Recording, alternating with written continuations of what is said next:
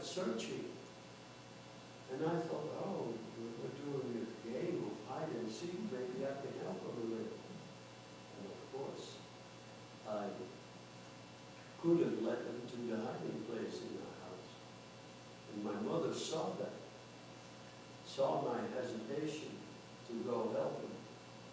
And she took me aside right away and she took me away to another room and said, never tell these soldiers where our friends are, because they will take them away. And I said, why? And my mother said, because they're Jewish. And I said, why? Because they want all the Jewish people. And so, in the street where I lived, there was a Jewish family. And my mother, by the way, was Jewish. And, but that Jewish family had twin daughters, 2 twins, the cutest little girls, my age, about 4 or 5 years of age. And I played with them, and they were so cute that I felt it a privilege to play with them. But one day, there was a German truck in front of the house. And the parents were pushed by soldiers and guns, pushed out of the house and had to get on the truck. And then my 2 little friends came running out of the house, crying. And the soldiers, they grabbed him by the arm and threw him on the truck like a sack of potatoes. And I never, ever saw my little girls again. Never. They never came back. They were gone. So that was life during the war. They called that razzias, and that means that they really searched every house, and if there was any indication that there would be something Jewish in that house, they would turn the house upside down to find it. And so another little incident was there was one doctor in our hiding place, a psychiatrist, and that doctor came upstairs to my mom and said, I am leaving. I can't sit here in this place doing nothing. And my mother said, no, you can't leave, because if you leave here, you'll be arrested, you will be tortured, and you will tell them where we are, and that means our whole operation will be gone. So he said, okay, well then I'll stay, but I want you to go to the library. And he gave my mother a list of books. And they were books all by Jewish authors, the Jewish names on the books. And she went to the library. And in every library, in every public building, was a soldier. And you had to go through the soldier to get books. So she gave the list to the soldier, and he saw the Jewish names. And he called the German Gestapo, it's called. Those were people that would search people and that they would interrogate people. And one of those came to the library and had to question my mother. And his question was, why do you need Jewish books? And my mother lied and said, well, I'm studying psychiatry, and my professor says these are the books I need to read. And they let her go. And my mother was Jewish. And her name was Maria Magdalena Petronella Schmal. That's a typical Jewish name. But when she married my father, she became Mary Van Leenan. That's not Jewish. And that saved her life all through the war.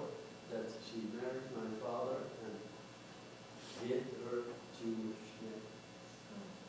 So now this is a picture of the war, but all the people that were arrested, the Jewish people, they were sent to camps in Germany, and there they did not live very long. They were killed. Now, I will show you a few pictures. Let me see.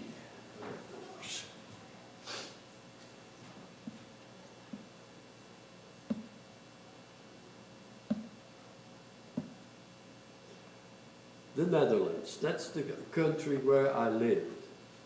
And in the bottom of that you see little islands, and that's where a lot of hiding people took place because the Nazis could not easily come there. There you see Hitler, and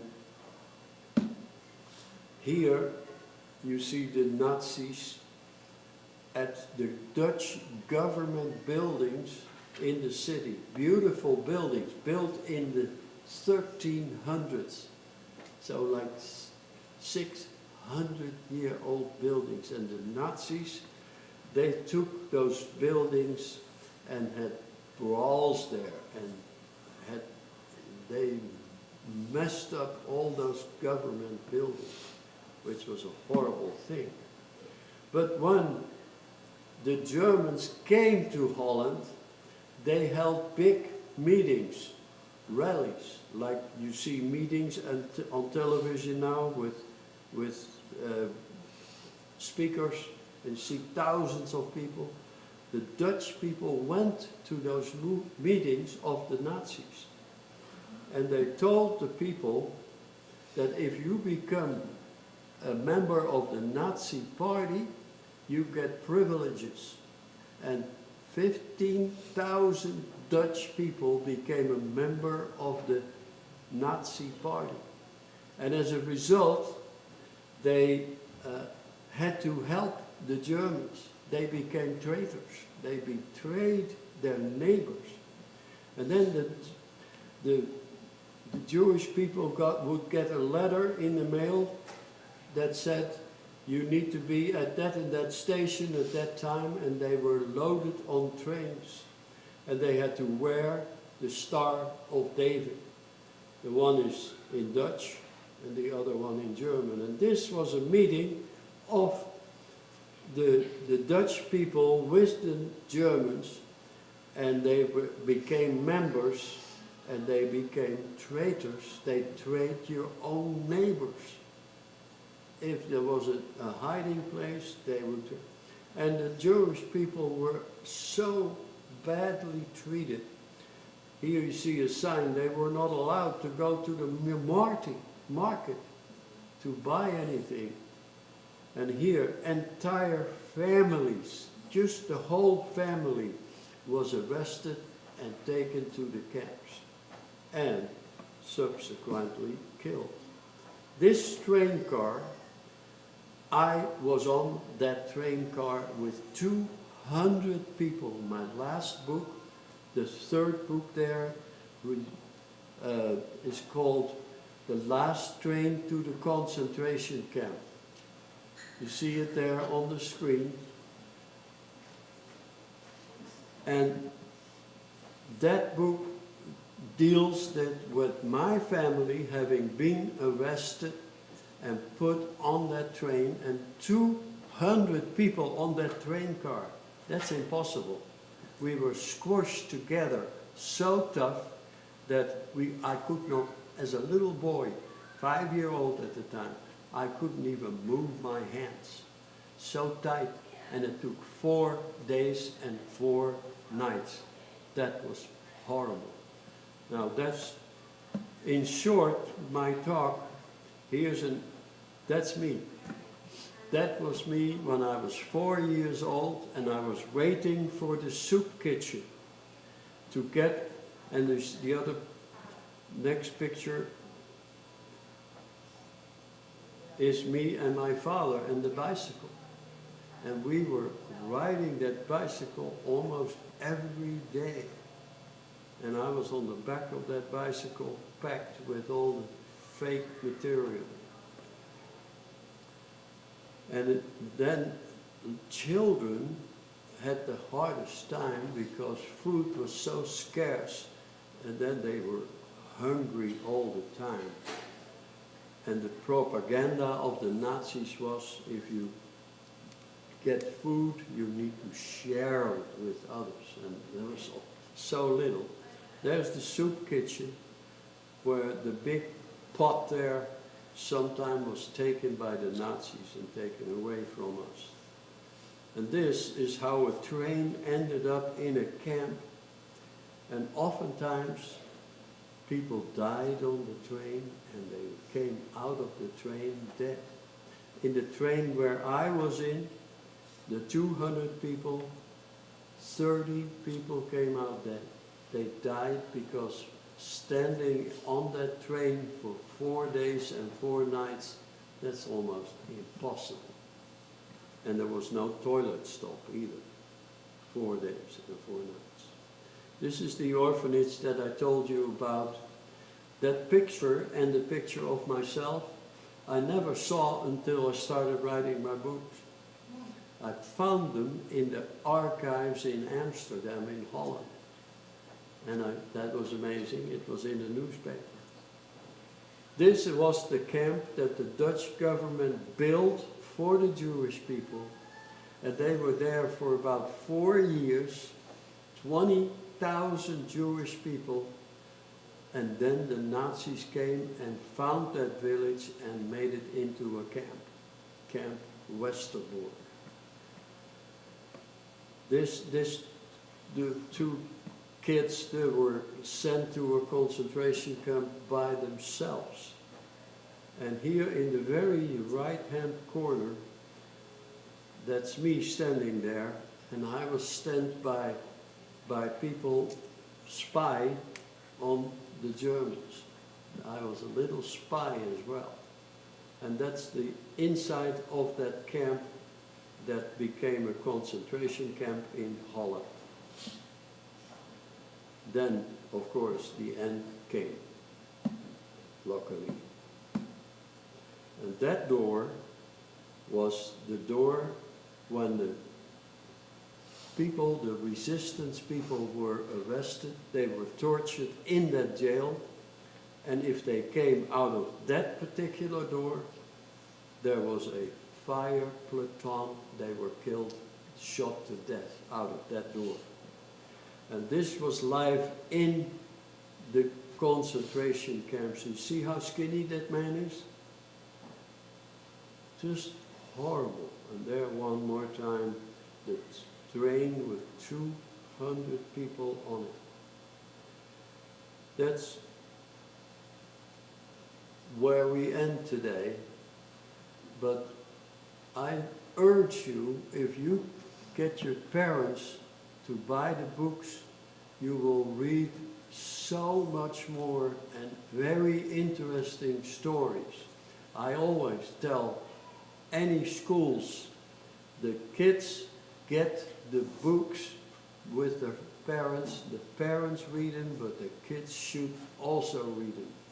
It's not only a great reading, but it is history in reality from a person who experienced it. Thank you very much.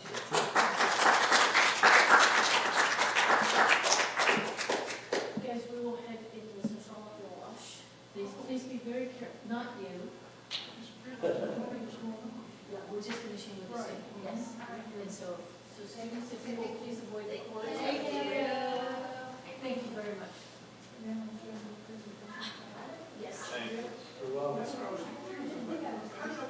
No, you're not. I'm just looking at my calendar, it says 10:30. It does. But good job at work. Okay, you?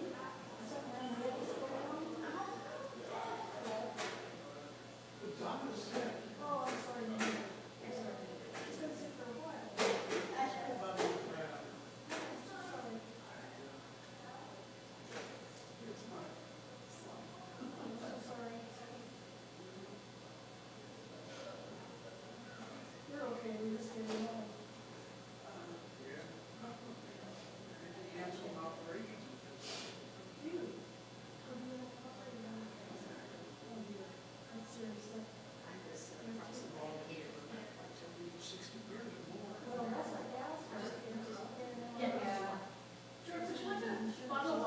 Yeah, that'd be great. Let me see if there's one. Room temperature okay? Pardon?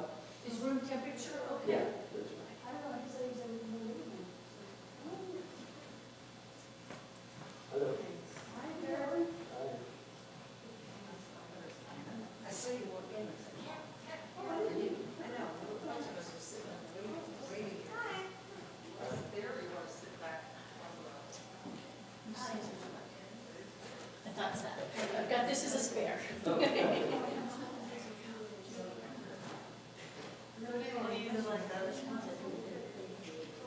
I just caution the court. Yeah, so that she's not quite supposed to. Hi, Hello there. it's nice to see you. I arranged for a school a few years ago, and you spoke to my students last night in high school. Yeah. So thank you for coming. I just wanted to say hi, yeah, I have just got everything, so. No.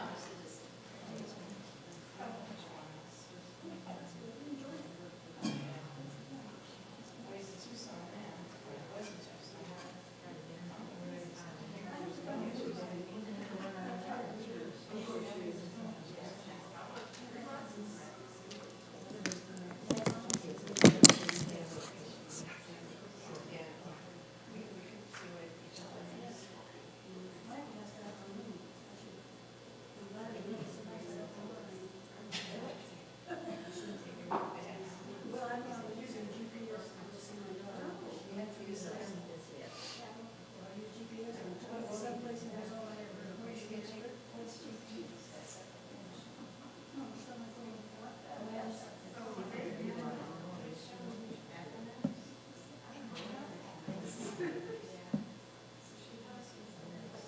Bring that in there. And it took me to some place I really like. Was it correct? Well, I don't think so. It took me to Stanford. They drove, it was just like a two-way here.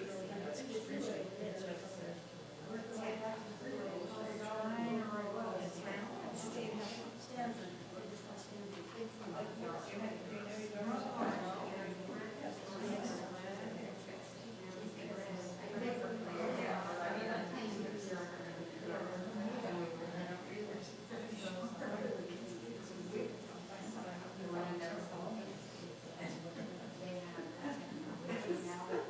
The address is 8774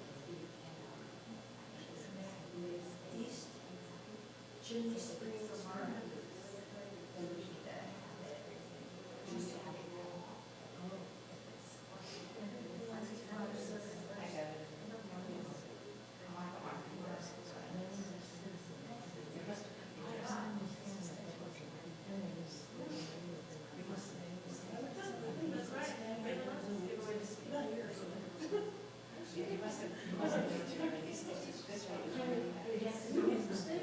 Yes.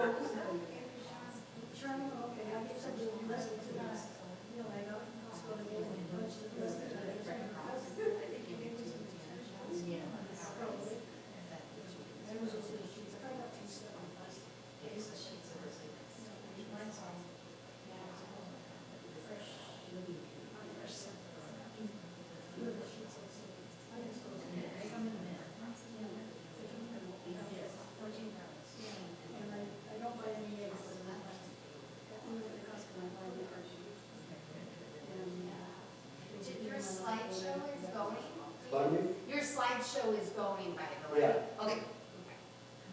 Yeah. So, What time is it supposed to start? 10:30. close out on, Oh. Oh, okay, well, I thought that more people would come. I usually have about 300 people. Yeah. yeah, that 300 people should come. Yeah. Okay, well then we'll get started. I am from the Netherlands. You saw the map of Holland on the screen. The Netherlands was one of the countries occupied by the Nazis. And my books are all about that, in how the Nazis took the Netherlands and what they did in that time. I wrote my books starting in 2008, and that was because I had married my wife, who had 3 children, and those children started asking me questions. Tell us a story about the war. And so I first said, no, I don't want to do that. It's too traumatic. And then, of course, they kept asking, and after a while I started telling stories, and after a few months of telling every night stories, they said, you need to write a book on that. And that's how I started writing. And in order to, I had kept a lot of material, brochures, newspaper articles, paraphernalia from this war, since I was a student in high school. And that was because at the time, the teacher said, you lived in World War II, I want you to write an article on that. And I wrote an essay for high school, and this is hilarious because I wrote an essay of 50 pages, and the teachers had never seen anything like it.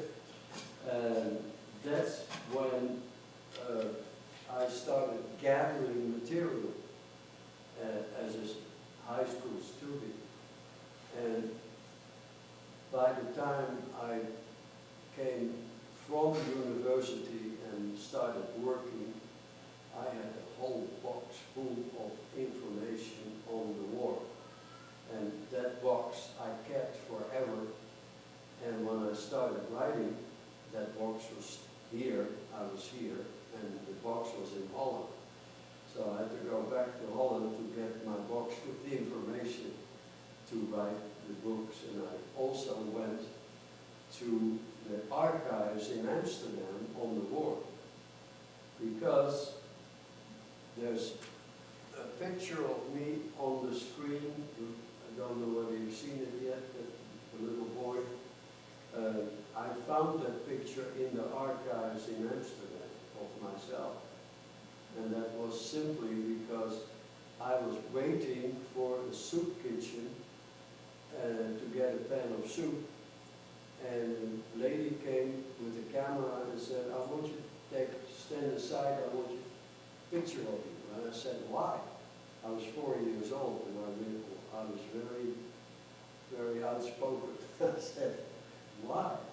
And she said, well, I'm writing an article in the newspaper.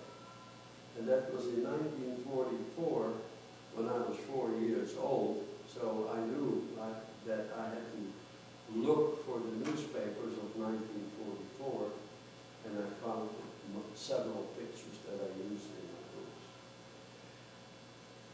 The Nazis came to Holland, and the first thing they did was limit life so badly that they turned off electricity. For 5 years we did not have electricity. They turned off the water. We had no running water. They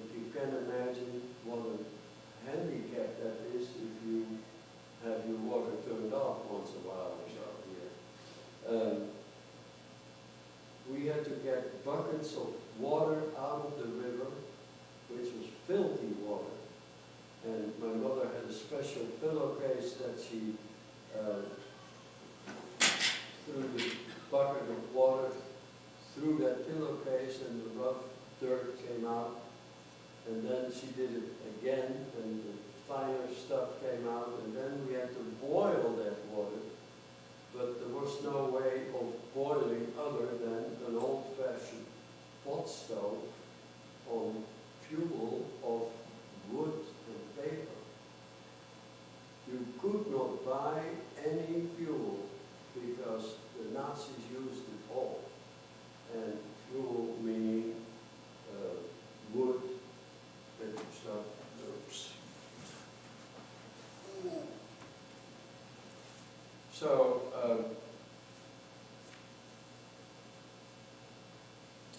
fuel became the hardest problem, and you needed it for water to boil food, and to bake, and to wash, and to drink. So, water was one of the biggest problems, because if you didn't have clean water, how can you boil any food? And so life was limited there. Then the Nazis took all the vehicles, every truck, car, even horse and carriages, and anything that rolled except bicycles. And they took all the bicycles in the end of the war as well. But my father, who was the head of the resistance, my parents, they were in charge of hiding the Jewish people in The Hague, in the city of The Hague. And that was a huge undertaking. Every day we took in 20 people, and they were there for one day, a little bit more or less prepared to go to permanent hiding places, and the next night they were one by one delivered to permanent hiding places in the country. That was done by other resistance men. They could only take one person, and it was curfew, so you could not be on the street, and if you were caught, the hider as well as the Jewish person were arrested, and we never saw the hiders back again either. So it was a very dangerous undertaking, and every night 20 people were transported to hiding places, mostly on farms in the country.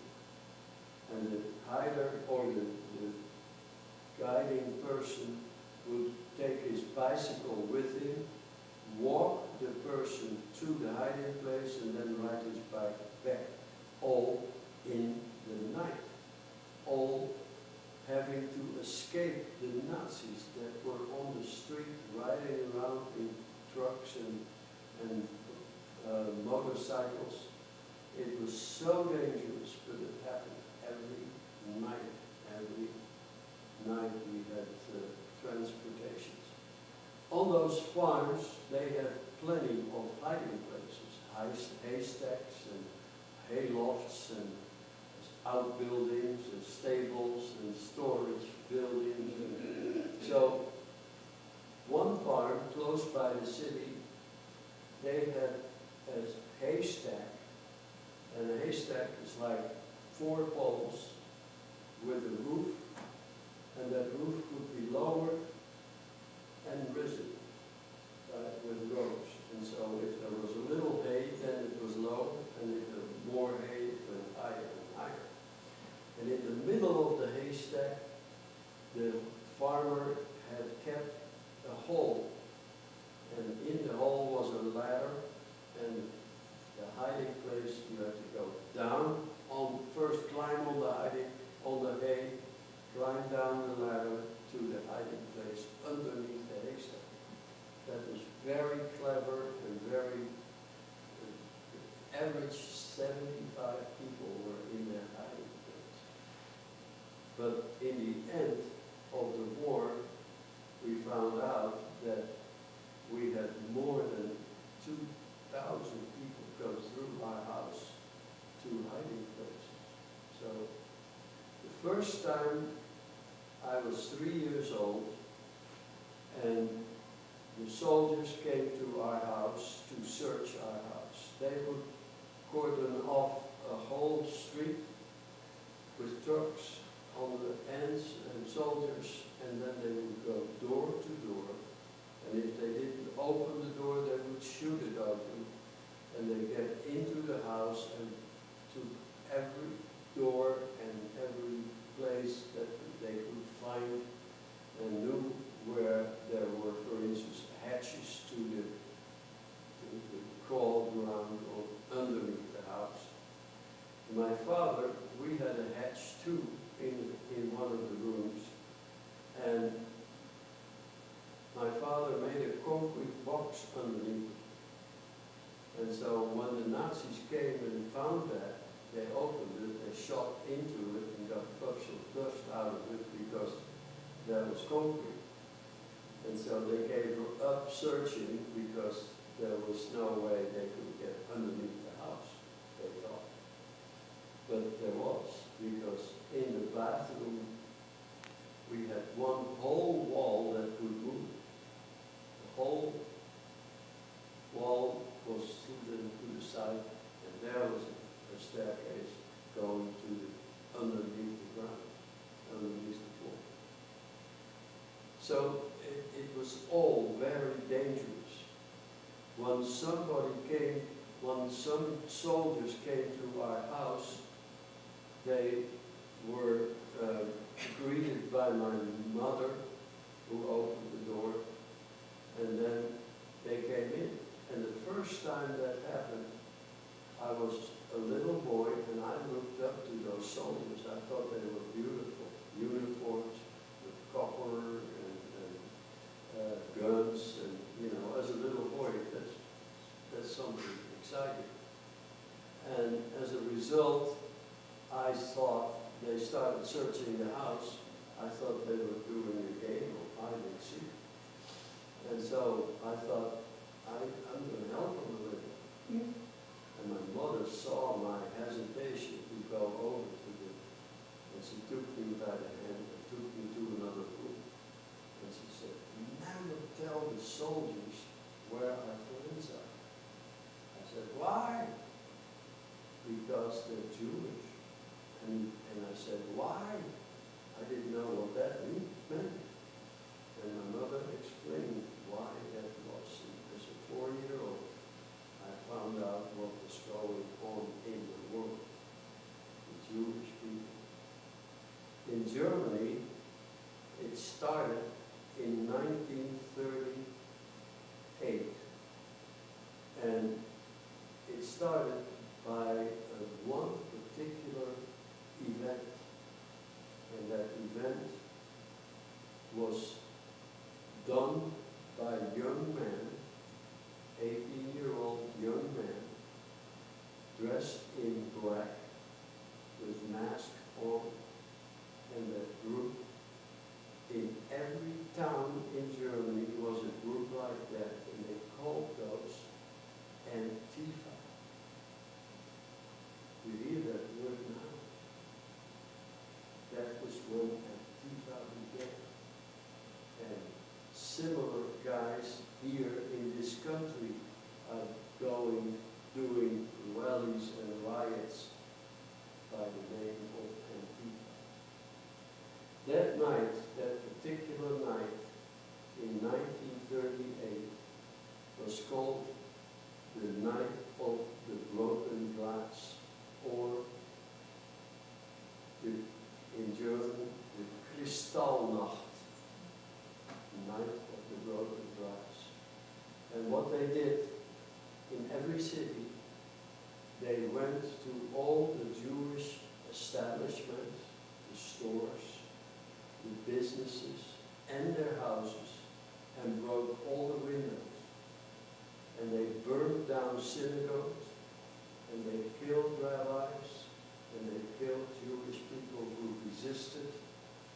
And that Night of the Broken Glass is world famous because that was the onset of the persecution of the Jews. And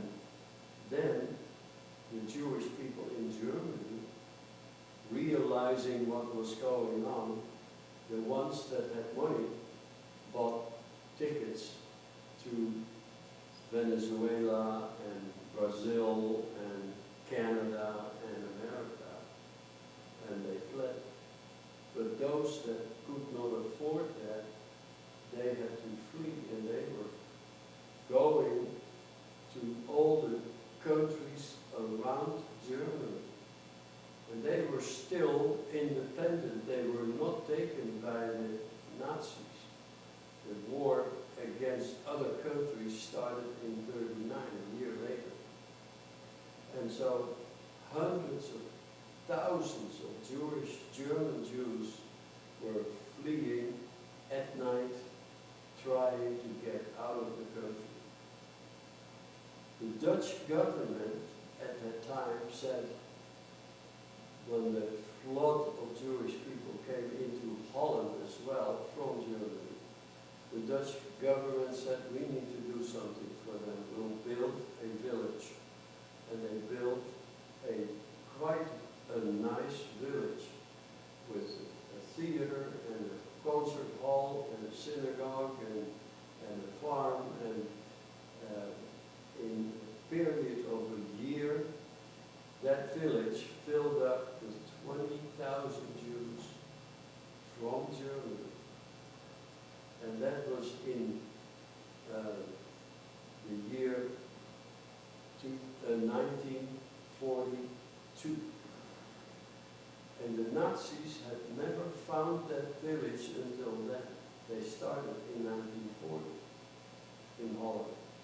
So they found that village, found out that they were all Jews in it, and they made a camp out of it. They put fences around it, and watchtowers, and tanks, and machine guns, and that became the only concentration camp in the Netherlands.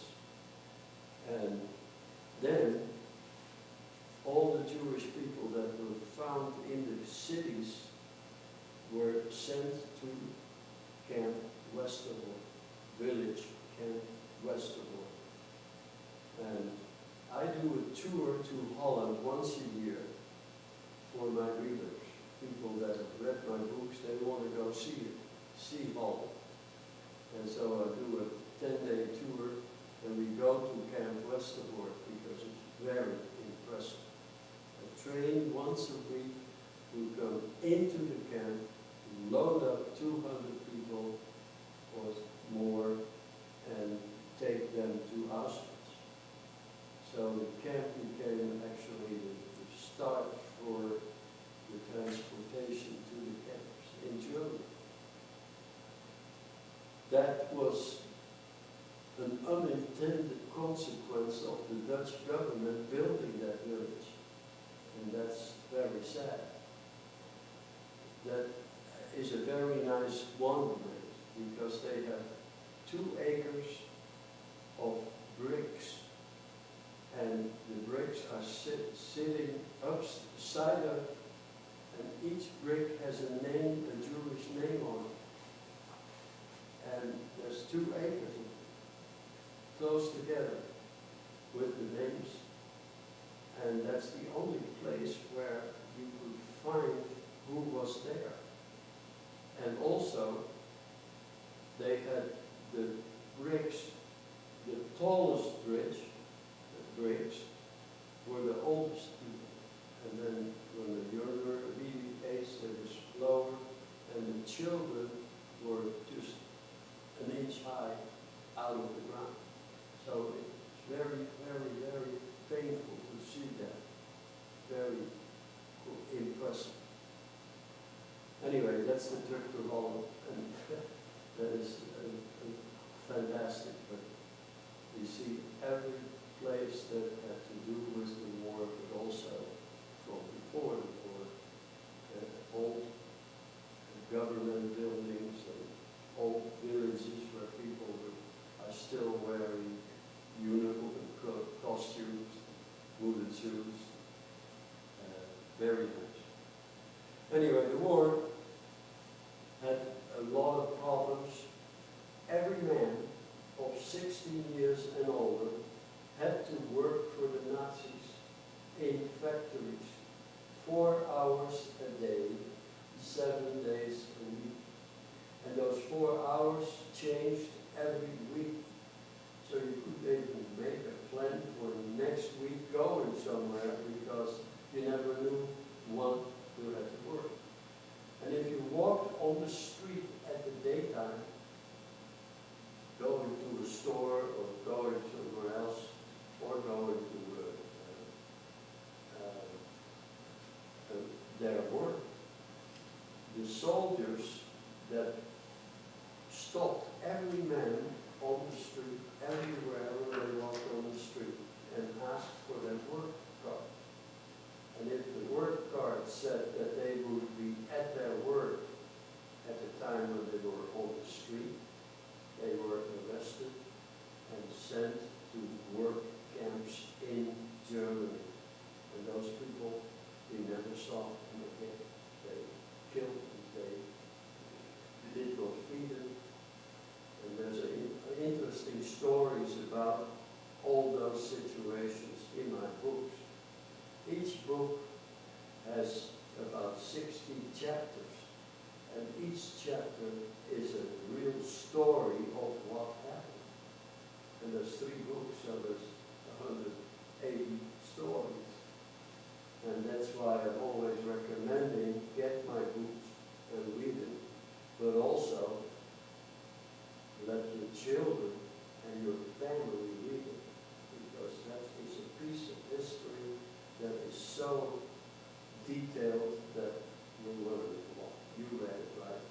You read all the books? It's very, only the first one. Yeah. So, it's Yeah. so far. Yeah, so yeah, it's worth your while. But I always tell people, get them to your children and your family, because they are out for a good read and an interesting information. I got some books here if you want some today. I sell them at these reasonable prices. There's $30 in stores and in Amazon and everywhere. And I sell them for $20. So that helps. The war became more intense because there were a lot of resistance men. And that's what the first book is named after, Resistance on a Bicycle. Because there were only bicycles, no other way to transport yourself. And so they rode their bicycles everywhere, and still do in Holland. Riding the bicycle was also consequential because every city entrance, every village entrance and exit, there was a roadblock of Germans. And you had to show your ID and your work card, and if it was the wrong date, you were arrested. My father was stopped every trip, and every day we went to the country to find more hiding places at the daytime. And one of those hiding places, he took me with him all the time. And there's a reason for it. I'll come to that in a minute. One of those hiding places was close by the city, a farm. And the farmer had a daughter. And she was 16 years old, and I was 4. And I was in love with her. And so much so that I told her I was going to marry her. And Marie was her name, and she was so sweet. She took me by the hand and showed me all the animals and how they lived. And she showed me how to grow food, grow vegetables, grow potatoes.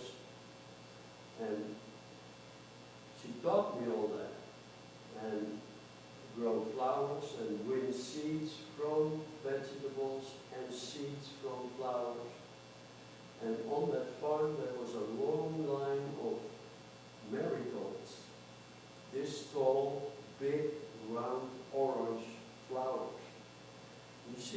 some in the Home Depots and Walmart. And orange has a specific meaning in Holland because the royal family of Holland is called the House of Orange. And one day in September of 1944, 300 paratroopers from Canada landed in Holland.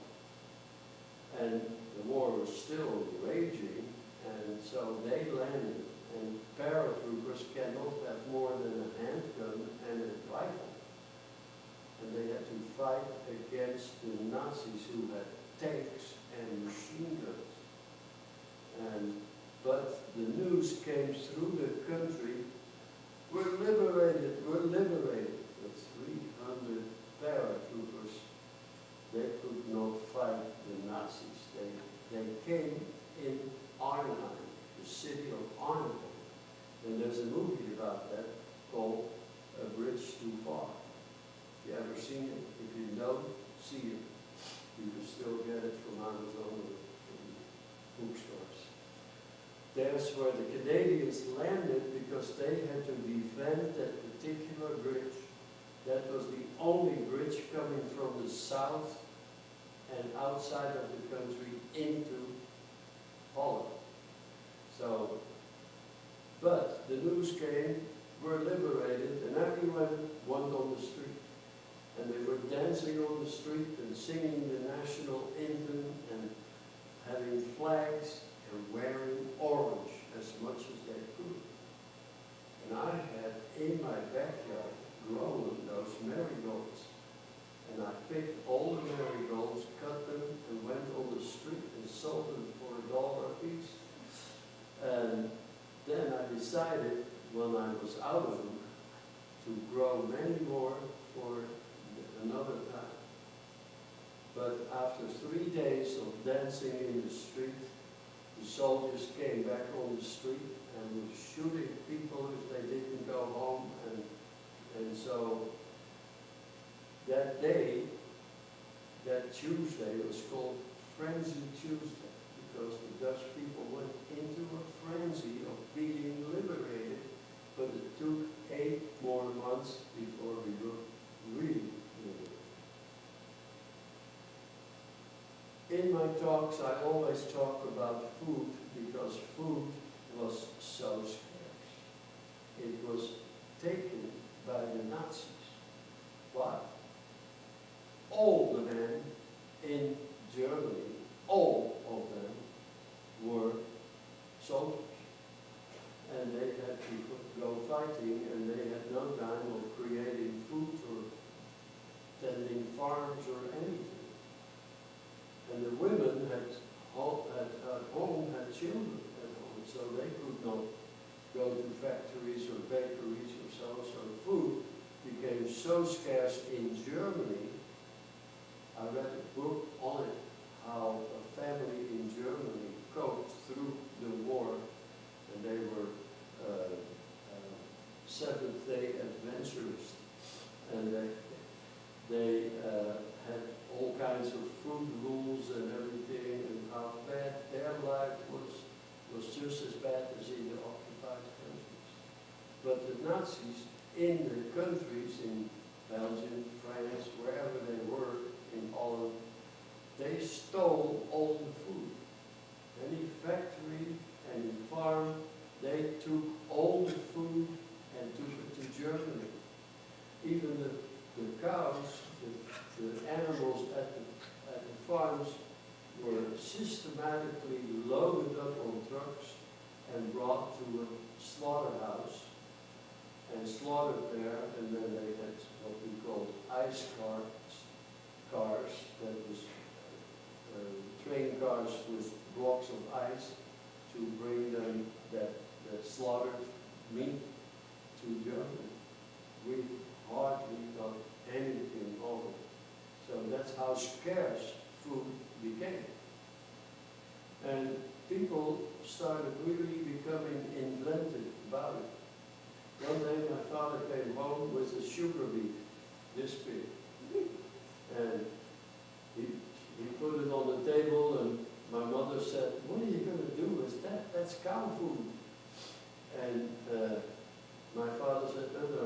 that's going to be our food.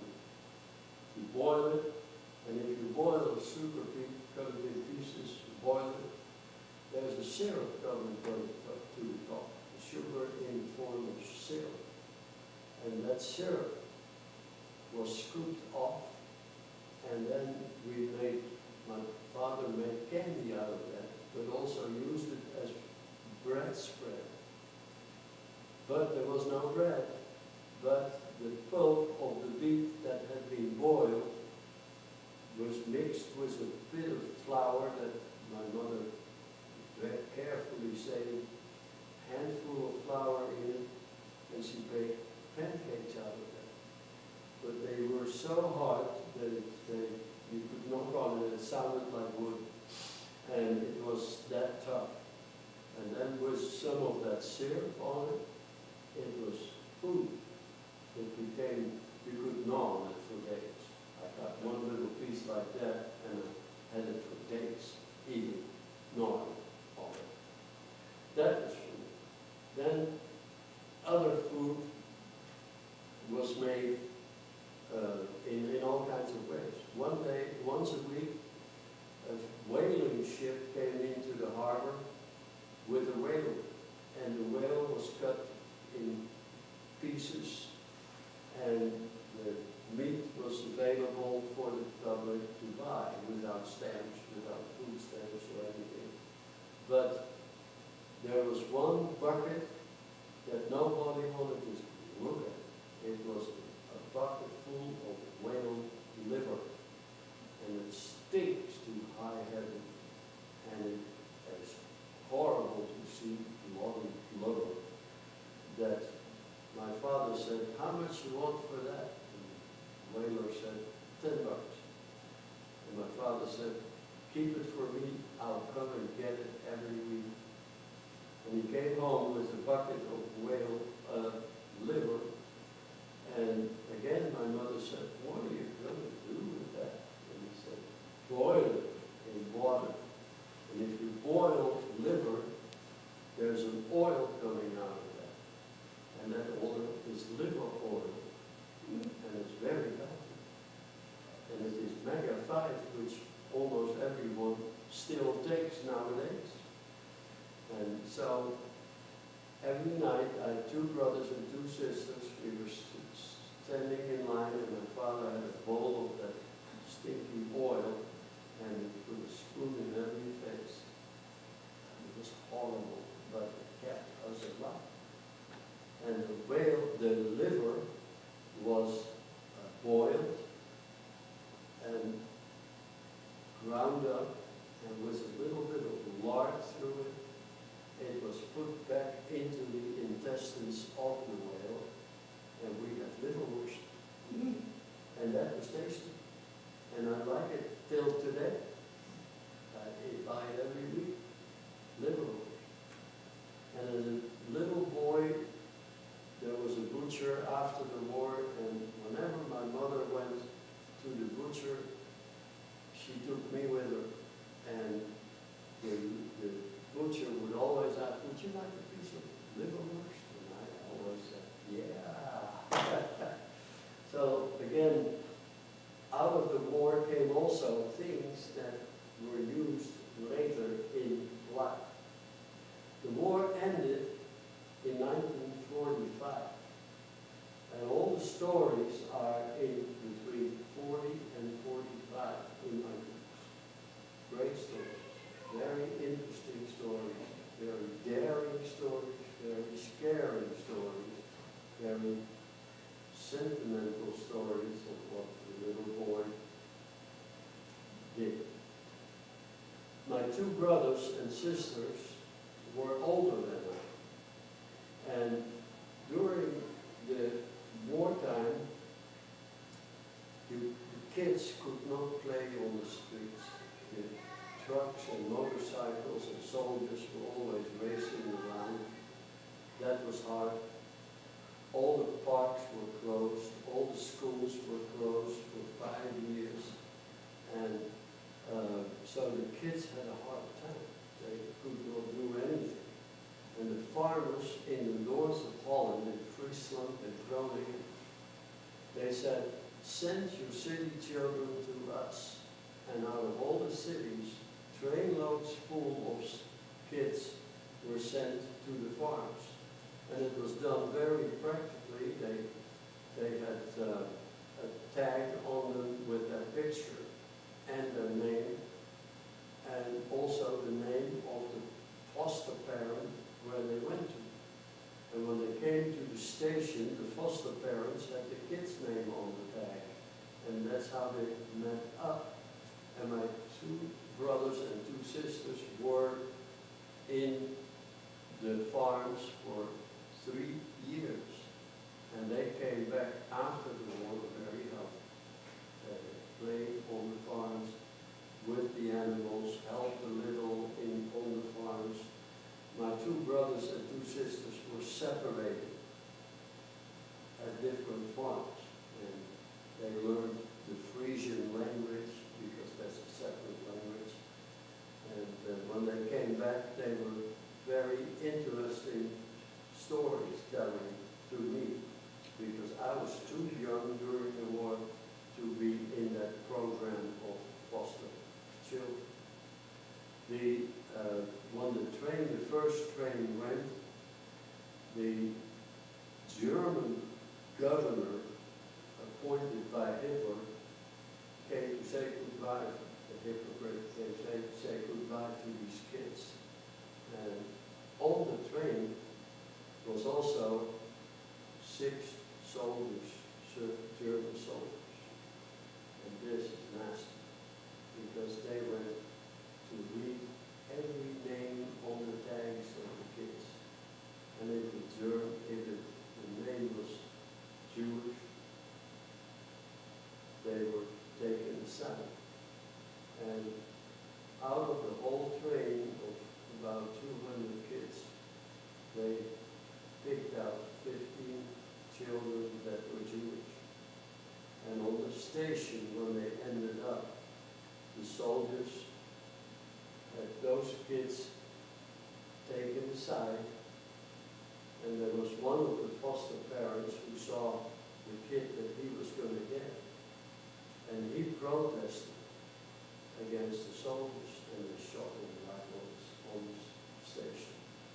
So that's how nasty the Germans could be. And that's when the war ended.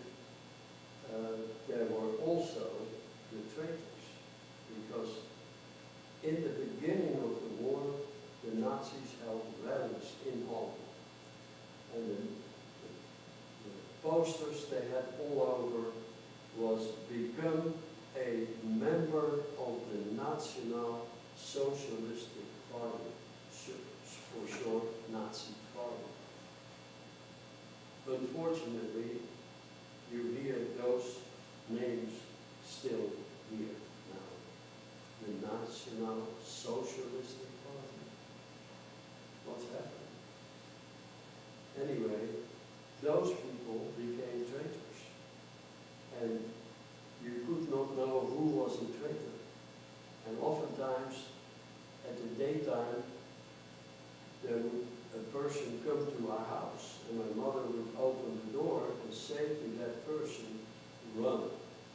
Run around the corner, there's a staircase there, go up there, and there will be a lady that will take you in, and we'll come and get you tonight, and when it's dark.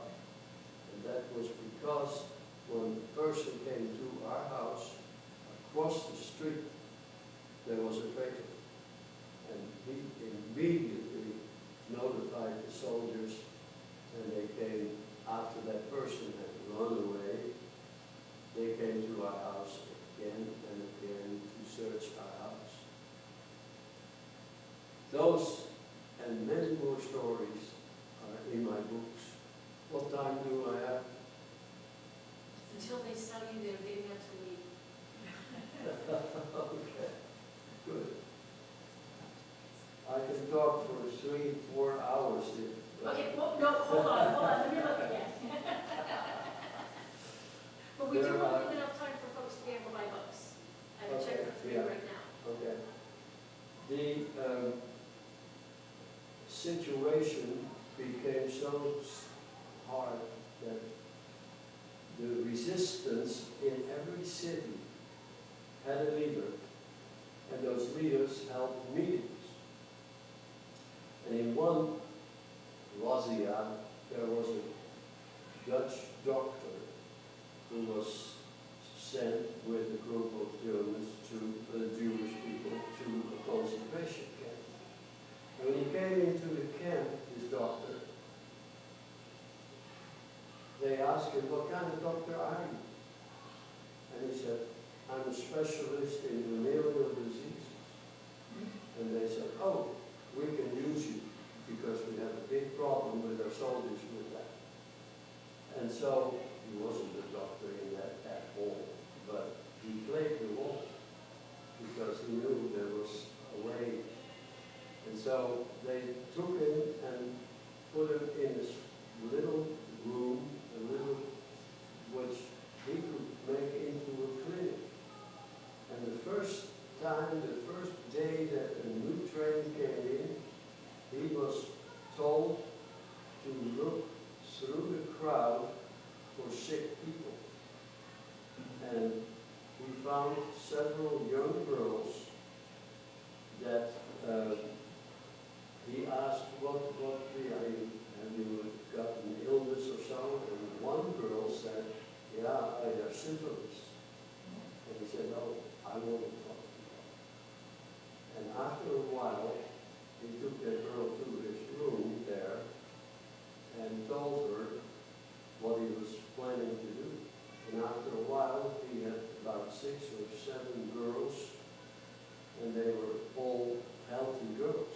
But the question he asked, "Why did you say you had syphilis?" And they all said, "Well, my mother told me to say that because then the soldiers would leave us alone." And that was a good idea. But the doctor had a better idea. He said, "I'm going to put you in, when you had 15 girls together, I will put you in a little hospital-style room, and I'll make you look sick. And you have to cooperate with me on that." And after a couple of months, they really were looking sick. And then they started looking better and better and better. And after 6 weeks, he announced to the Nazis, "I found the cure for syphilis." That cure has not been found till today. And so they said, "Oh, fantastic," and sent a notice to Berlin, to the head office of the Nazis. And they said, "Give the doctor anything he needs, because we can use his knowledge." And so when they came back and the message came to him that he could get anything he wanted, he said, "I need to go back to Holland and get my archives, because I have all kinds of information there for this."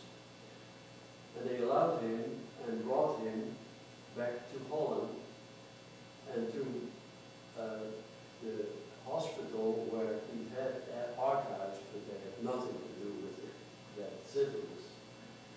And then he had to stay in a house there, and the soldiers stayed outside around the house for the night.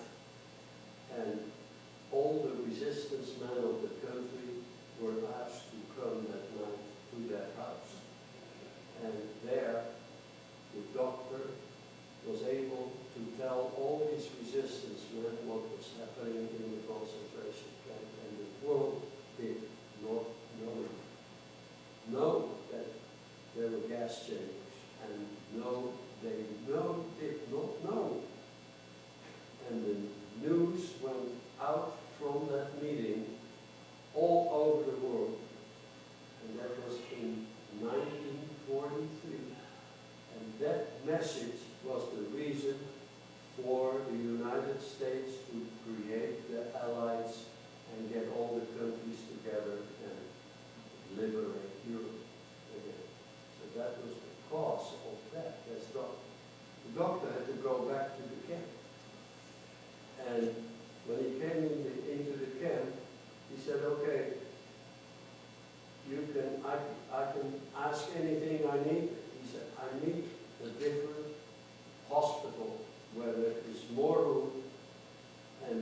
one hospital in the city of Basel. And the city of Basel is at the border of Switzerland, which is not occupied by the Nazis. And they had arranged with the resistance and Zionists who were there in Basel the doctor took one truck with 16 girls and one truck with 20 men, officially having the disease, to that hospital. But before the turnoff to the hospital, there was a turnoff into Switzerland. And there the trucks were attacked by the Zionist group. The soldiers were killed. There were only 2 soldiers on each truck, so 4 soldiers. And all the people on the trucks were able to run over the border with Switzerland and were free. That was one quite of a story in the book. And also, the doctor fell running over the grass into Switzerland and was unconscious. And he was taken to a hospital, and there he was unconscious for 3 months. And in the newspapers there were articles about the doctor. Nobody knew who he was, where he came from. And so after 3 months he woke up and he asked the doctors why what happened to me. And they didn't know. And the doctor said, I know. Give me my records and I'll tell you, because I'm a doctor. And the records came, and he found that in his blood was small amounts of cyanide. And if you get cyanide in your food, then it adds up after a while and makes you killed. You die from the certain amount of cyanide.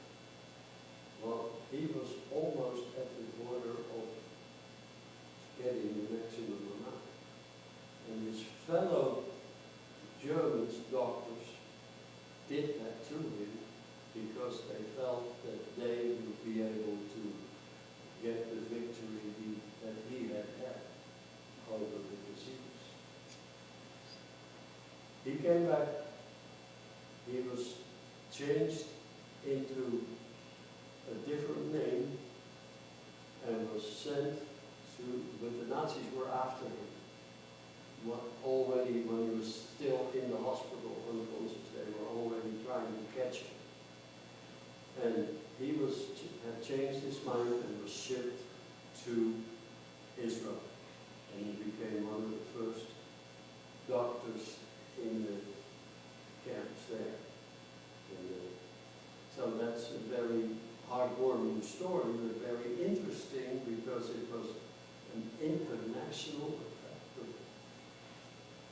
Then in Holland, the end was coming. Other countries had been liberated. Holland was not liberated. And as a result, people were getting anxious.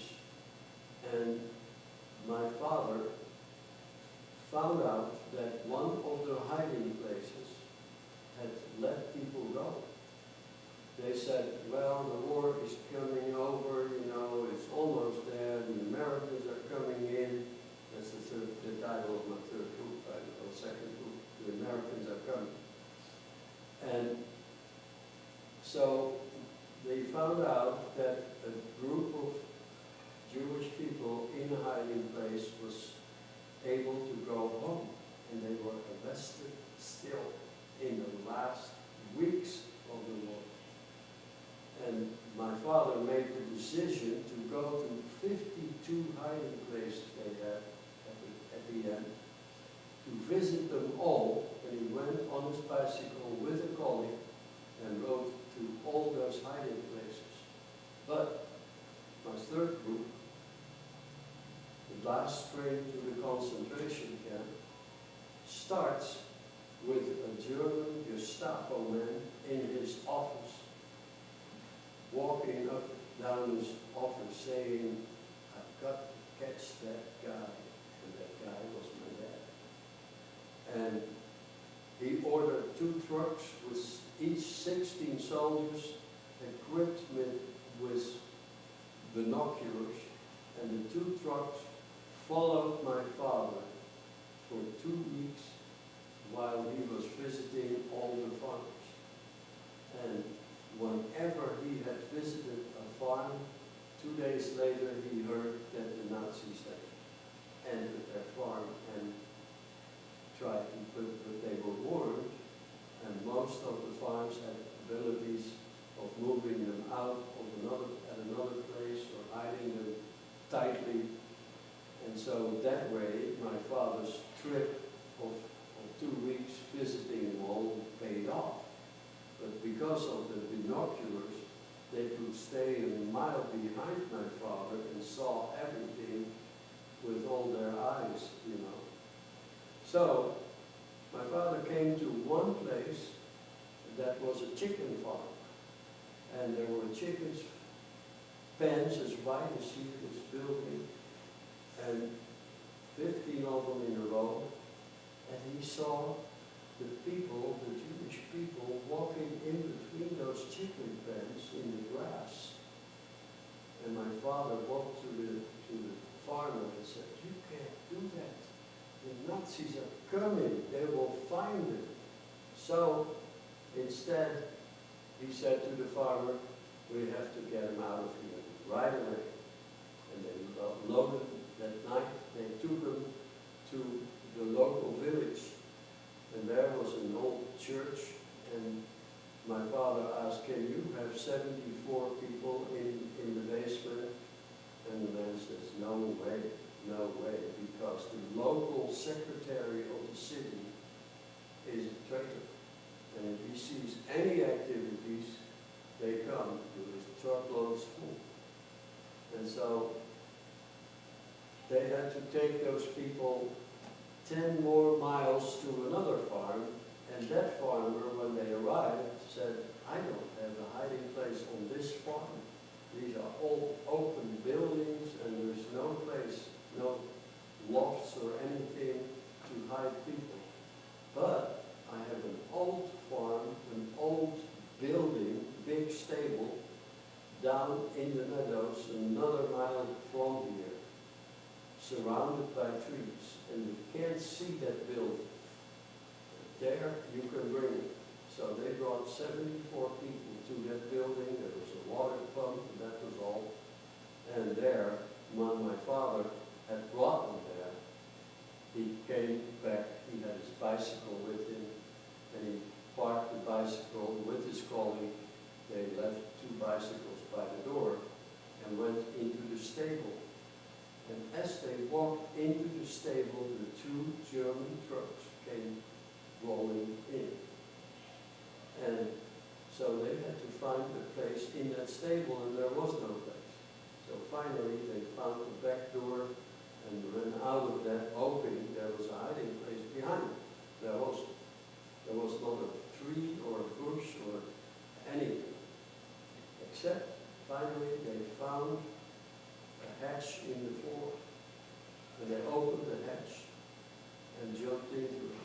And they were up this far in the dung.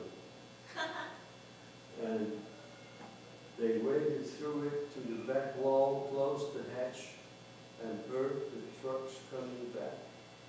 And heard the soldiers talking. And the soldiers had found that other body, because the grass was trampled from them walking there.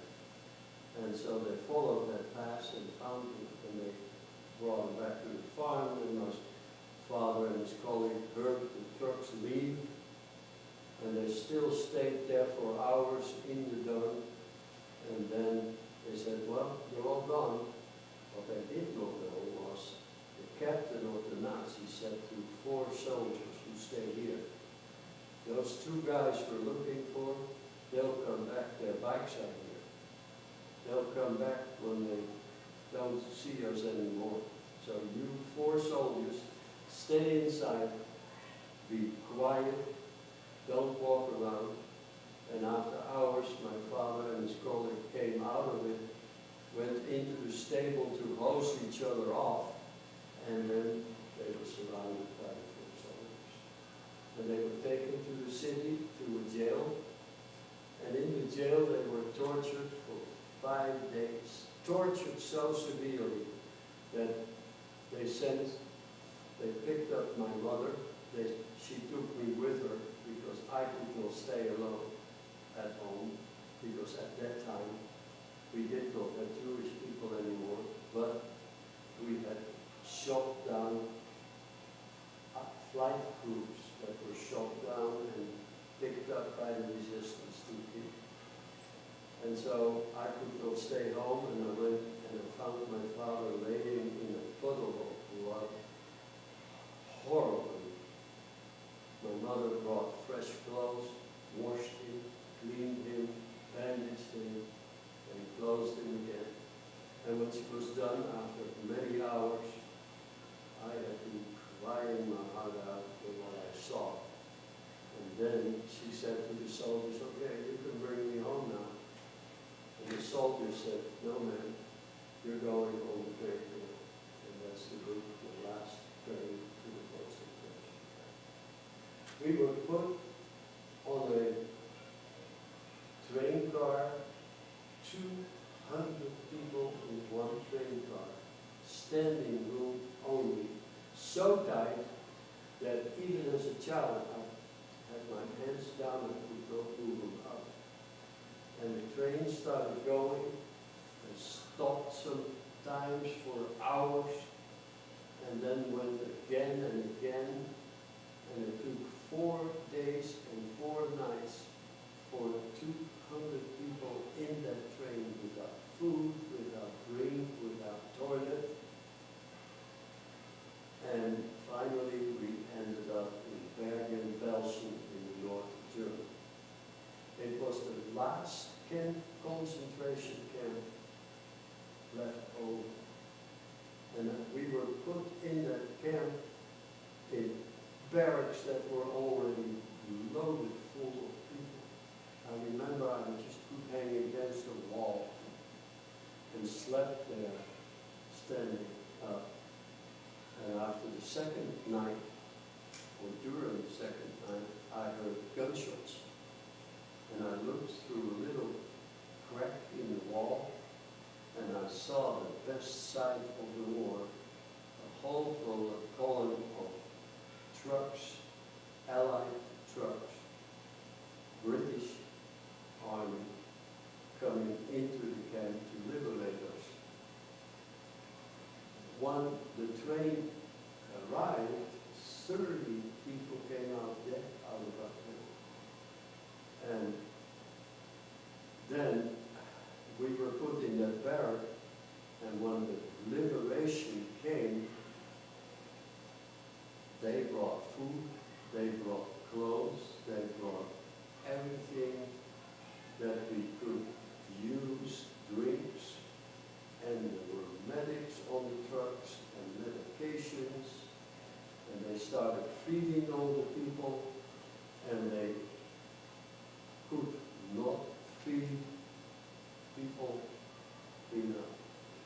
And people could not hold food anymore. People couldn't even drink anymore, some of them. And so that is how it ended. We were liberated, and all kinds of good things happened after that. And this is where I'm ending. There was one thing that when I started writing my book in 2008, I never had seen my friend Marie, the girl I was going to marry when I was 4 years old. And I went back to Holland to the archives to find material for my books. And I passed by that farm. The farm was not a farm anymore, it was the house only. And and the haystack was gone, and fields were built with houses, but I recognized the house. So I went to the door and rang the doorbell, and the man opened the door, and I said, "Friendly, the farmers that lived here, are they still alive?" And I said, "No, they passed away." And my heart was banging so loud because I said, "They had a daughter. Is she still alive?" He said, "Yes, that's my mother." And she was 86 years old at the time. And she was alive, and I got the address. She was in a retirement home all the way north of Holland, 2 hours drive, and I went straight there. And I walked into a retirement home with a big hall full of tables and people sitting there, and I thought, how on earth can I recognize her? She was 16 years old, and now 86. And I stood there helpless, and I stood there for 10 minutes, and finally one head turned my way and said, "Dirk?" And I met her, and we stayed the whole day, took her to dinner, we had a lot of things to talk about, and I never forget that day. That was amazing. I asked her, "Who was your husband?" She said, "I didn't have a husband. I was raped by a German soldier on the last month of the war." And she loved her son, so it was okay. But then I also asked how her life was, and her life was good. She said she inherited the farm and had money and sold it and had a good time. And then she asked me, and I said, because of your teaching, for me, learning to grow plants and flowers and seeds, I became a horticulturist, a doctorate degree in horticulture, and I worked for 20 years for the FAO, the Food and Agricultural Organization of the United Nations. And I told her that. I said, "That's your fault." Then I went back, and 2 months later, I got a car and she passed. So she waited for me to go. Thank you for listening. If you may, get my books. I have enough here, because they're only $20. They are normally $29.95. So I have a special price for them. And you can do miracles with those books, because there are children and family that need to read these books, and you do, because there's so much more in each book that, like I said, I could go on for 5 hours and no stop. Okay? Well, thank you.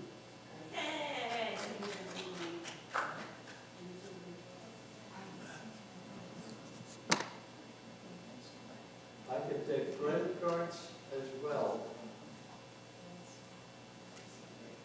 if you want books.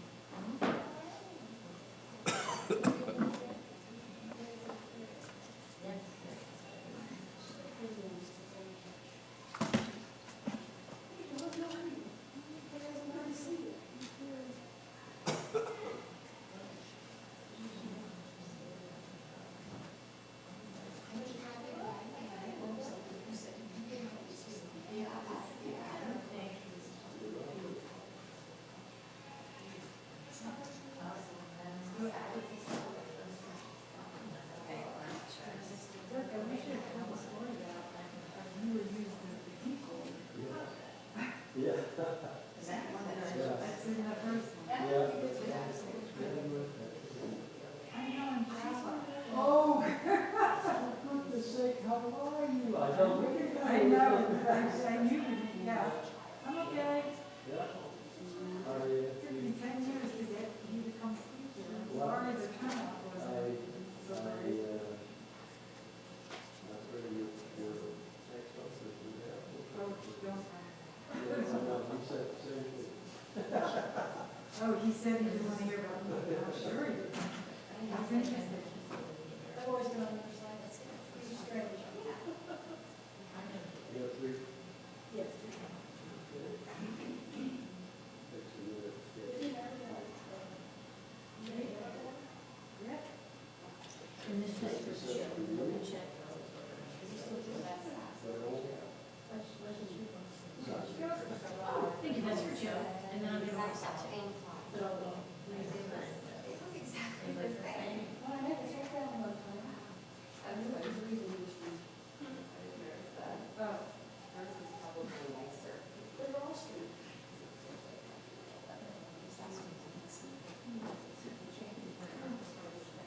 Anyways, good to see you. Yeah, good to see you. Bye-bye. This one is not signed, just so you know.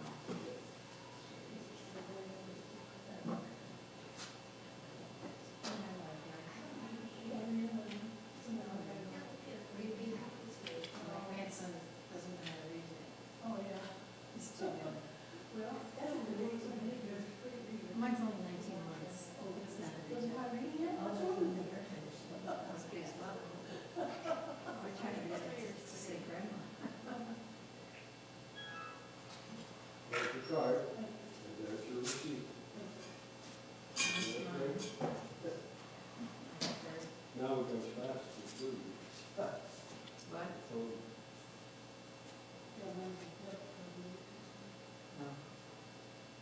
I'm usually that. Why? If you pay your bill, you're anywhere else, you won't orange. And then This is yours. that's yours. Thank you. And which one? I don't use my debit card for anything. That one was? Okay. Yeah. So, no, I won't, because I think they're rewards. Thank you for coming. No, you want it, I'll be one. Yeah, you're welcome. I got one for you and. Yeah. One, Oh, it works. And we need to do it. two, okay. Yes. We need one, please. So I don't have any checks anymore. But I don't have any checks left, so the bank's gonna give me some, just in case I need them. So, anyway. Thank you very much. Thank you. If you want other books later, anytime, just put my name, that's on the book, Right. on your phone, Yeah. and you get my address, and you can buy You it don't have a at the card? same price, yeah. Oh. You can buy it for the same price for the books. And you get signed copies. Thank you. How many books did you write? These are not, but I most of my stuff. And the one that says, But about uninformed. Yeah, What that's, is that? it's about a murder case that happened in the European Union, Okay, guys. government of it, Yeah. and I got that from the regulations and information. And it's a thriller, it's a real thriller. Yeah.